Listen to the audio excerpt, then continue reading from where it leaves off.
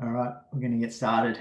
Welcome to Evalesco's webinar on your options for navigating these challenging financial times. My name is Jeff Thurek and I'll be your host for today.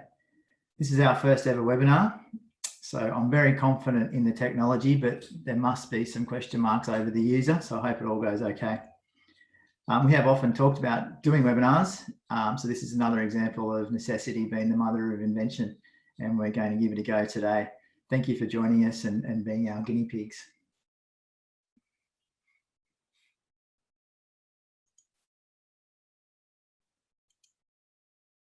We've allocated 30 minutes, so we'll move through our agenda pretty quickly. In the first 10 minutes or so, I'll cover off the recently announced government stimulus measures as they relate to individuals.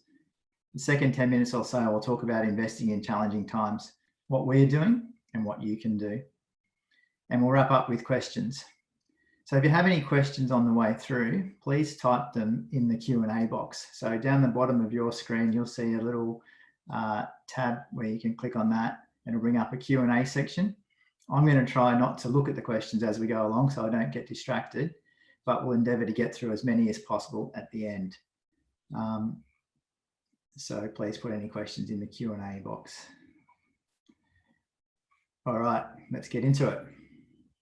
So it's important to point out that even though all or at least most of you on this webinar are clients of Evalesco, the information provided in the next half an hour doesn't specifically consider each of your individual circumstances, so it isn't personal advice. If you think you should be acting on something we discuss, then please speak to your advisor first. So these are the key measures that the government has announced in the last month for individuals. Some were announced a month ago, and the JobKeeper was announced last week, with legislation actually passing overnight. We're going to briefly touch on the Jobseeker payment, the coronavirus supplement, the JobKeeper payment, payment support for households, changes to deeming rates, early access to super, and changes to minimum pension drawdowns.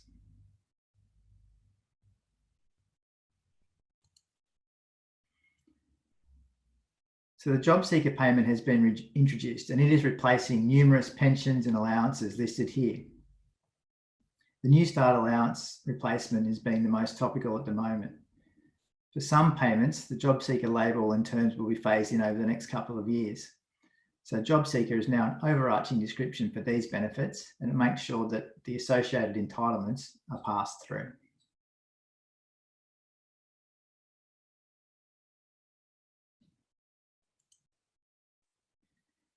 The government has tweaked the access rules to make it easier for more people to qualify for Jobseeker at the moment. Some of those changes are temporary. And it's particularly for those recently out of work or working reduced hours.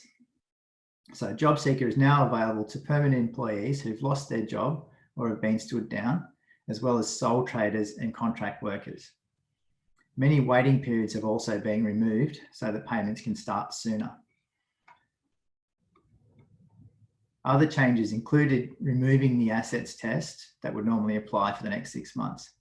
The income test will still apply, but they have made concessions for this temporary period.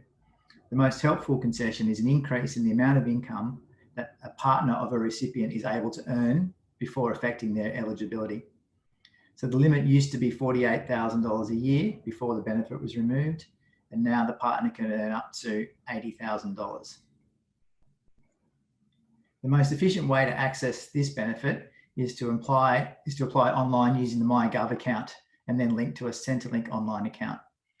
Once you apply to Centrelink, they'll phone you with help to help you through the process from there. I've been assured by people in the know that it's not a scary phone call. They are genuinely keen to help, and that makes for an accelerated claim. And it also means you don't have to join the queues or wait on hold for hours with Centrelink, which is pretty standard, but increased even more so at these times.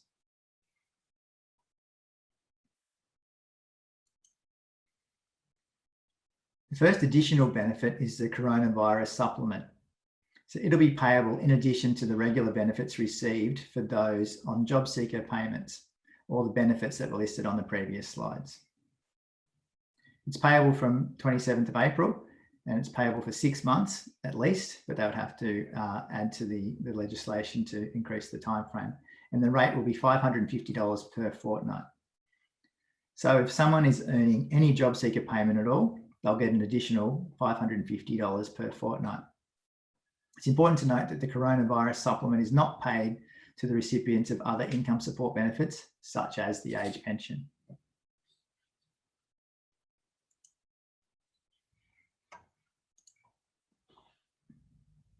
I thought I'd show a couple of examples so you can keep in mind how it works in practice, and then compare and contrast the Jobseeker and JobKeeper benefits.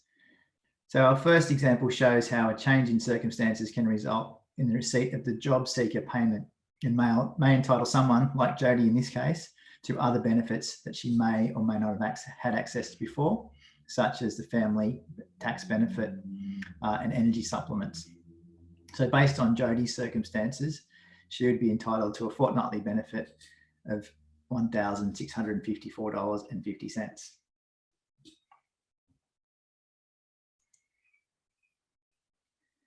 And this is an all too real life example of our local cafe owner, Jack, who now has a couple of viable options for financial support. So Jack is one of those common businesses in the hospitality industry who are now resorting to selling takeaway coffee only. His income has been drastically reduced. So Jack would be eligible for a fortnightly Jobseeker payment and the new coronavirus supplement.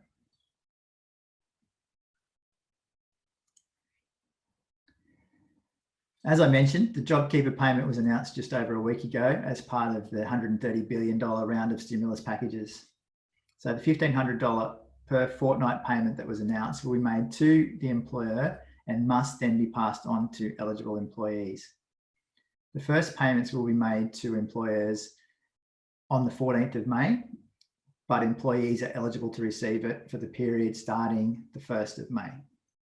The legislation was passed last night, so we're just getting our head around some of the detail in that regard. It's important to note that employees must still be connected to the employer for this payment. So employees who have been stood down or had changes to their employment should be in contact with their employers and vice versa, employers contacting employees to make sure that they are still on the books and therefore eligible to receive these payments. An eligible employee is a full-time or part-time employee or a casual employed on a regular basis and systematic basis for longer than 12 months as at 1st of March 2020. The full $1,500 per fortnight must be passed on to the employee regardless of how much they were earning prior to the 30th of March. And it's important to note the $1,500 is taxable like normal income would be. So employers may withhold tax as per normal scenarios. So this benefit is also available to self-employed people who suffer a reduction in turnover of more than 30%. So in our last case study, Jack, our cafe owner, could also qualify for the JobKeeper payment. Based on what we know now, JobKeeper would probably be better for him. Employers need to register their interest in this program, and the ATO will then liaise to manage payments.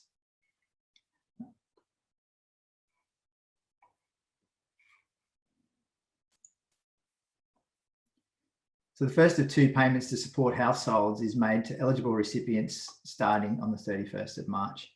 So this payment is for $750 and it will include age pensioners who, as we noted earlier, miss out on the coronavirus supplement, as well as those on Jobseeker benefits. It won't be paid to those on JobKeeper. The second payment of $750 will be made in July or August. It will not be payable to those on Jobseeker payments as they're getting the coronavirus supplement. And it also won't be made to those on JobKeeper payments as that is paid via employers and managed by the ATO. The second payment is designed for those pension recipients who are not getting the coronavirus supplement. So just to clarify on that one, anyone who's getting the $550 per fortnight coronavirus supplement won't get the one-off payment of $750 in July.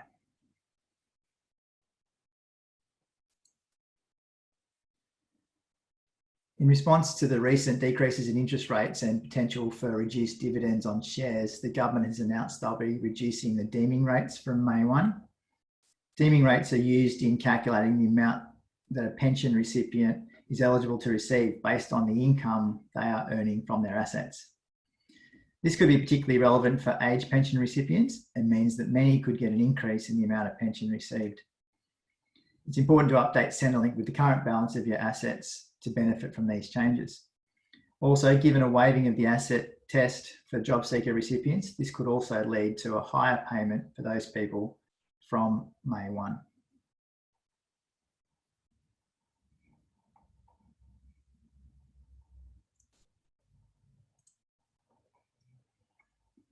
So early access to super is an initiative that's getting a lot of airplay in recent times as well.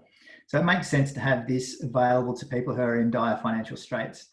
We would advocate thinking through all the options and having a discussion before acting on this one, as the long-term consequences could be significant either way.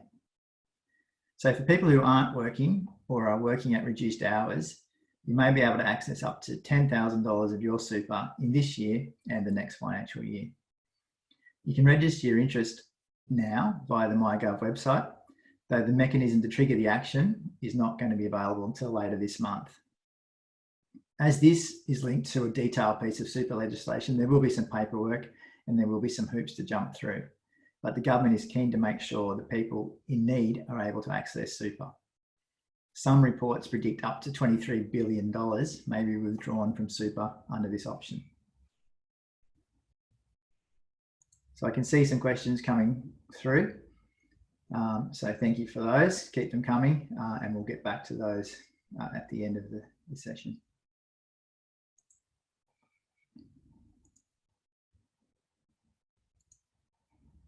The final government measure we're going to discuss is the halving of minimum pension drawdowns. The new applicable rates are on the screen. So pension drawdown limits are the amount that retired people with account-based pensions must take out of super each year, and it's a percentage of the account balance at the start of the financial year. So this measure is designed to allow those people taking pensions from super to draw out less now as the market is down, and allows them to preserve their capital.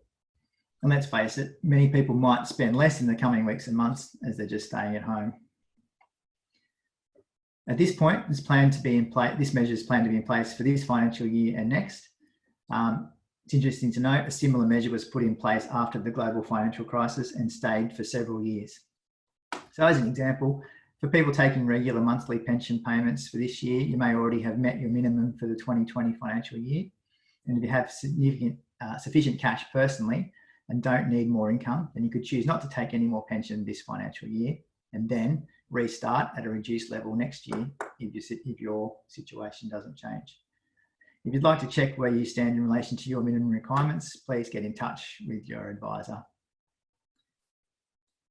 So they're the key measures announced by the government for individuals at this stage. So if you have questions about these, as I said, type them in and we'll get back to them towards the end of the session.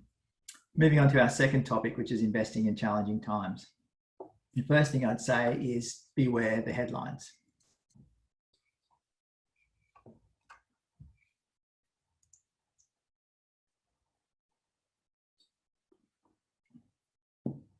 Headlines are designed to sell newspapers, and in recent times, news providers have outdone themselves with sensationalism. However, it is true that global share markets have suffered big falls, over 30% from peak to trough in some cases in the last 6 weeks. The important thing to keep in mind is that your portfolios and its returns are usually different to the share market.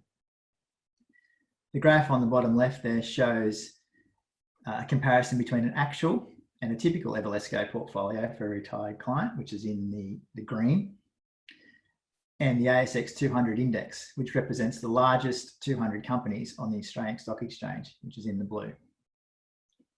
The client's portfolio is diversified and not just invested in Australian shares. It has international shares, cash, and fixed income as well.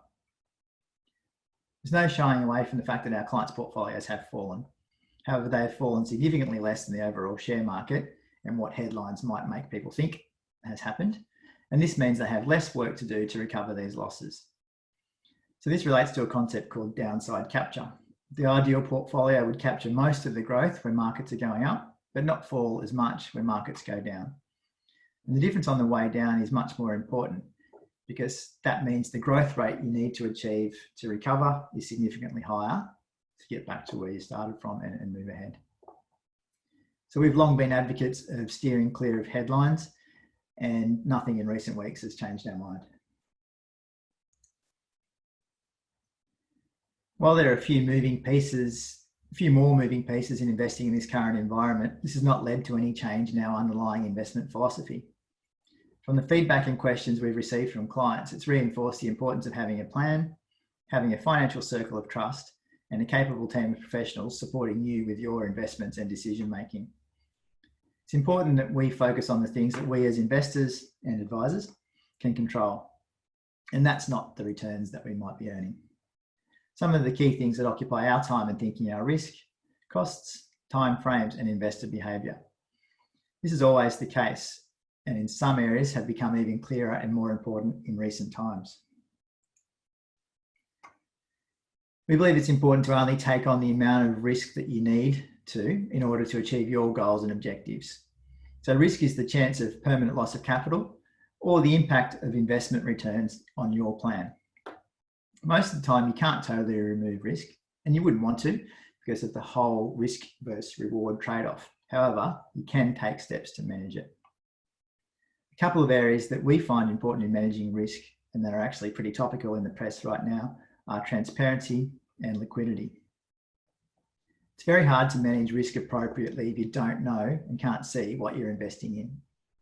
We've always believed if you don't have a thorough understanding of what the underlying investment is, you shouldn't invest in it.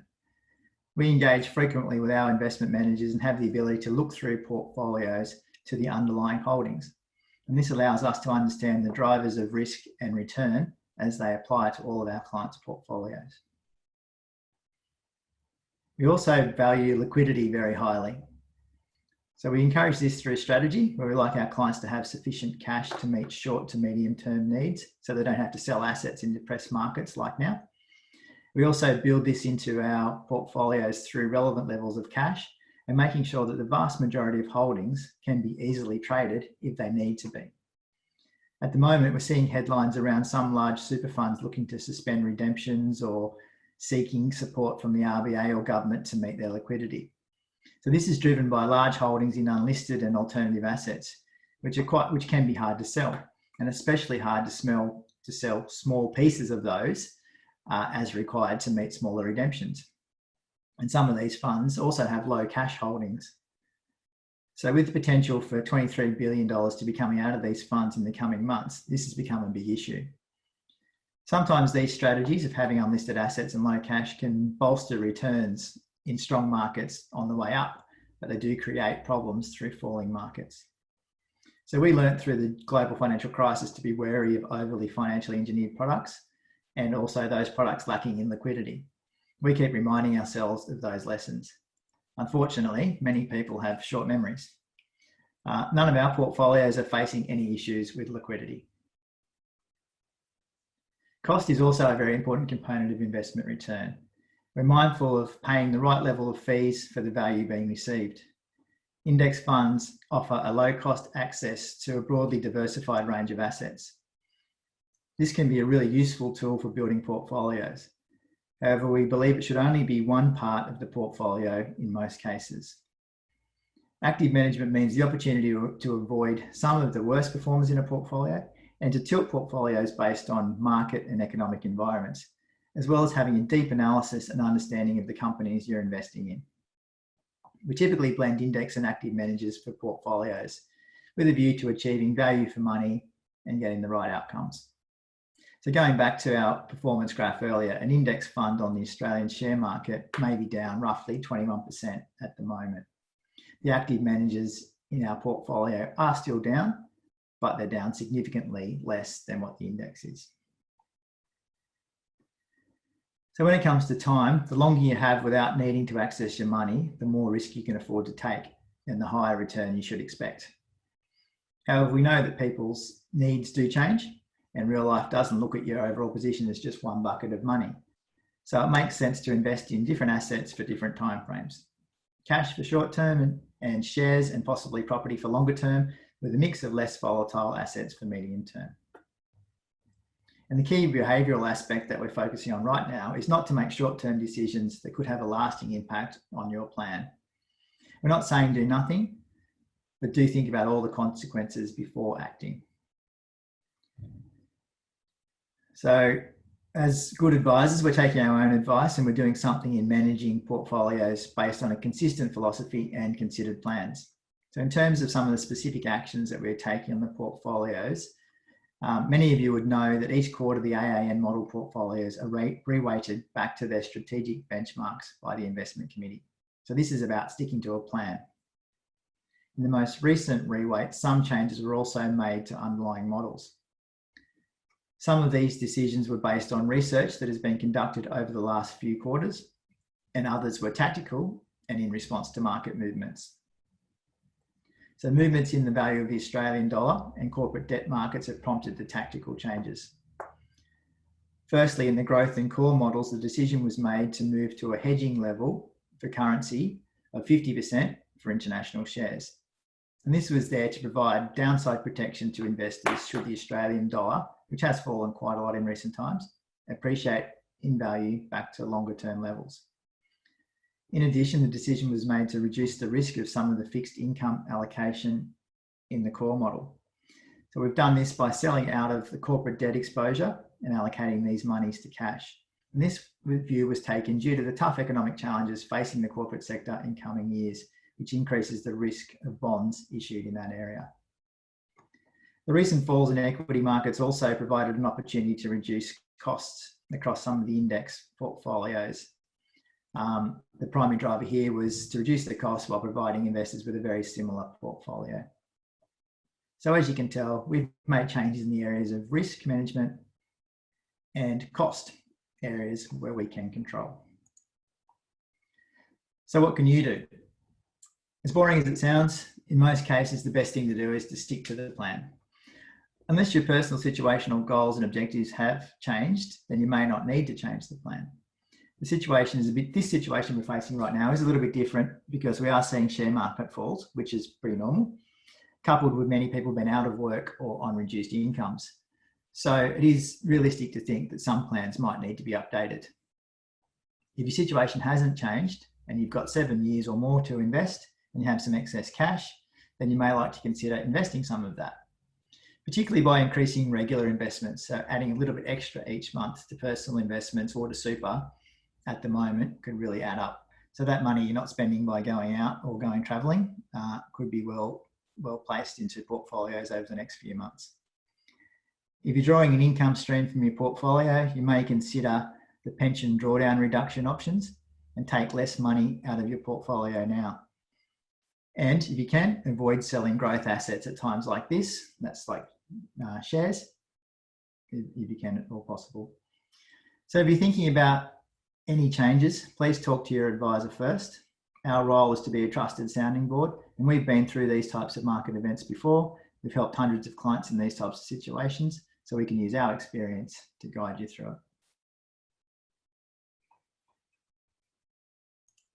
So that brings us to questions, and we've got 6 or 7 minutes to get through those. So I'm just going to click on the Q&A tab here and see what questions we've had. So we've got a few. Thank you very much for sending those through.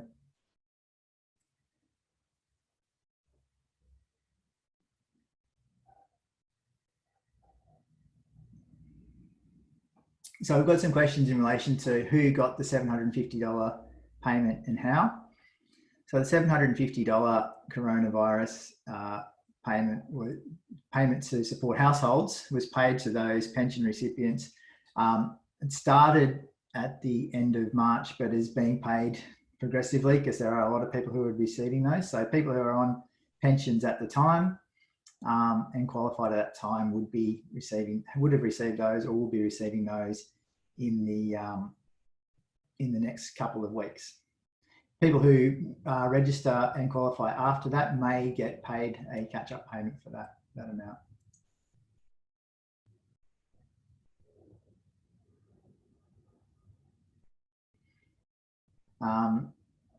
Also another question around earning money as a contractor, but under the limit. So that certainly is taken into account, and you may be eligible for a couple of different payments. So if you're under the limit, you could be eligible for the Jobseeker payment, but it may be more attractive to consider the JobKeeper payment if your income has fallen by more than 30% as a result of the coronavirus and the impact on the business.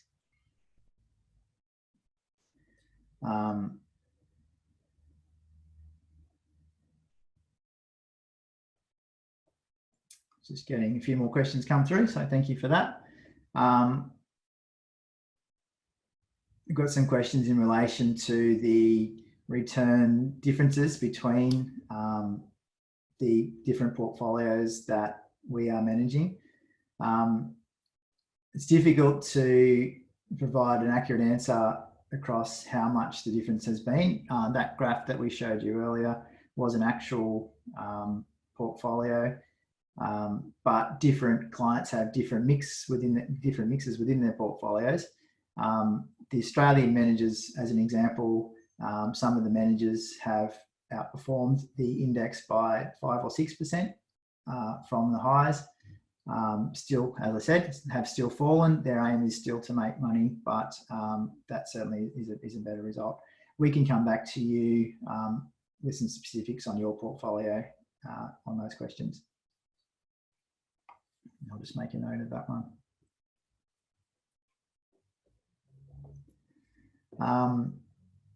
Just reading the next questions.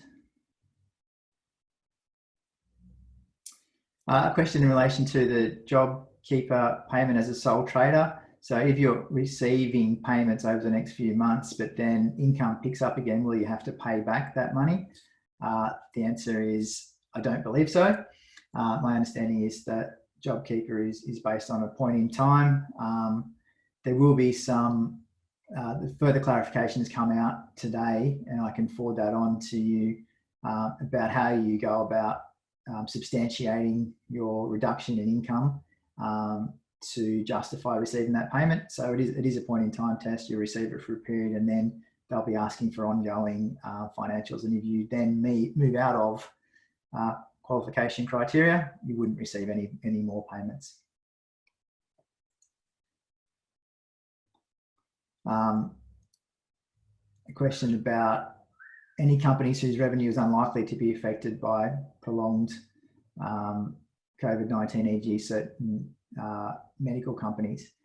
It has been interesting looking at the portfolio. I'm not in a position to go into great detail about this in the time we have, but looking at the portfolios, there certainly have been companies that have benefited from the change in circumstances and fared better than others. Companies such as Woolworths and Coles prospered in the early days when there was a strong run on what they were doing. Certainly some of the medical companies who are still continuing to trade are doing it well as well. One of the key criteria, which is always important to our managers to consider, but has come more into question lately, has been balance sheet strength. So they're really looking at, are those companies sufficiently capitalised, not carrying too much debt, that they'll be able to ride out short-term changes in their trading conditions and work through those. So companies with high levels of debt will obviously come under more pressure. So they're the types of companies that are being favoured at the moment. So we've got about 1 more minute. I think I've got through most of those questions. So 1 more minute to come back with any other questions.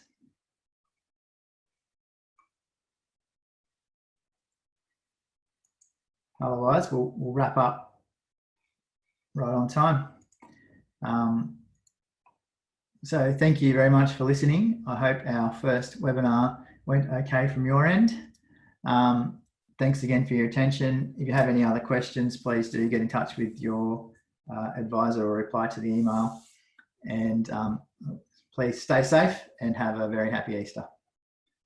Thanks, everyone.